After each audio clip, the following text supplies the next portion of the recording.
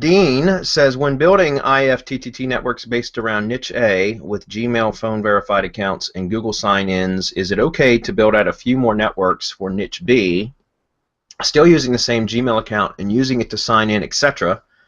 Is that spammy? Because as a web designer, I have a few client sites already in my main Webmaster Tools account and would save me time to perhaps use the same persona, i.e. the real me, to do that. Many thanks. Just built my first network one day ago. +1 that.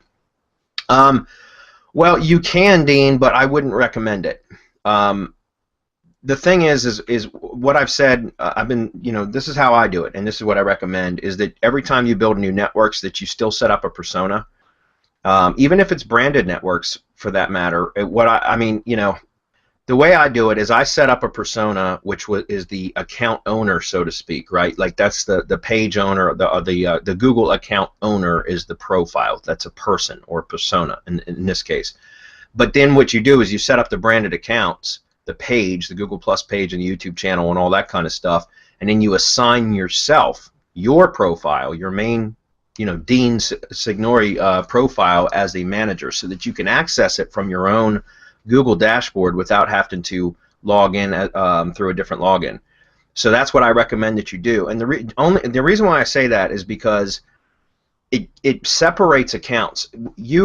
If you had, let's say that you had 10 different sites, and they were all, and you had 10 different networks, and you built them all underneath your main profile, or any one profile. Does that make sense? So like whether it's yours or somebody else's profile, it doesn't matter. Let's just say that all of those accounts were under that one profile, and something were to happen at some point where Google thought you were doing something spammy and decided to terminate your account, you'd lose all of those, okay?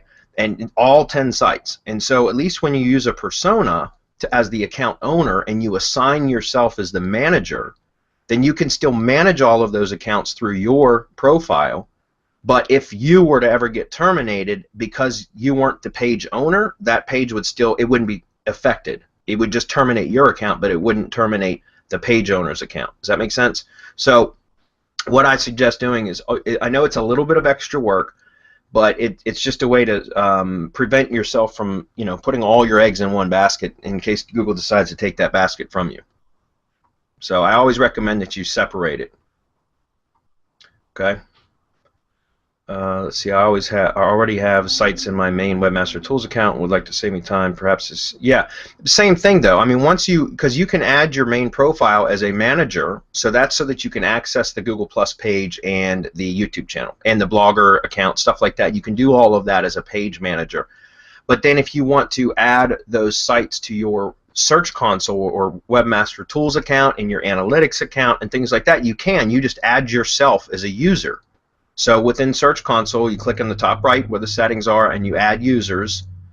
Click on Add Users or whatever the term is, and then you just submit your Gmail address, and then you can also restrict the access level to like read-only or full rights and that kind of stuff. And so I would recommend that that's what you do, is still set up the new networks under new personas, and then just make yourself a page manager as well as a Search Console user and an Analytics user as well.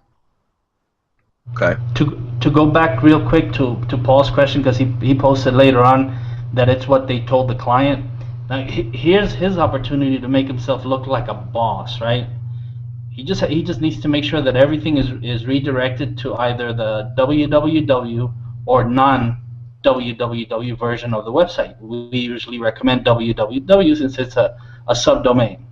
Make sure that you have it in Webmaster Tools or Search Console, whatever you want to call it, and make sure that you have access to the cPanel and to the error logs. Then you go and you sit in front of your client and you run it through Search Console, and then you run a regular request through all three browsers if you want, and then you go look at the error logs.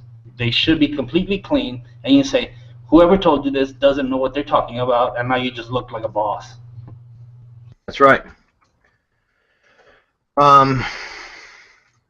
Yeah, that's what I was saying. I mean, because you can turn this, let somebody else, especially when they say some bullshit like that, when you go back and can show them proof, like that wasn't true, then that makes you look like the superstar. So you'll get you'll earn their trust as well.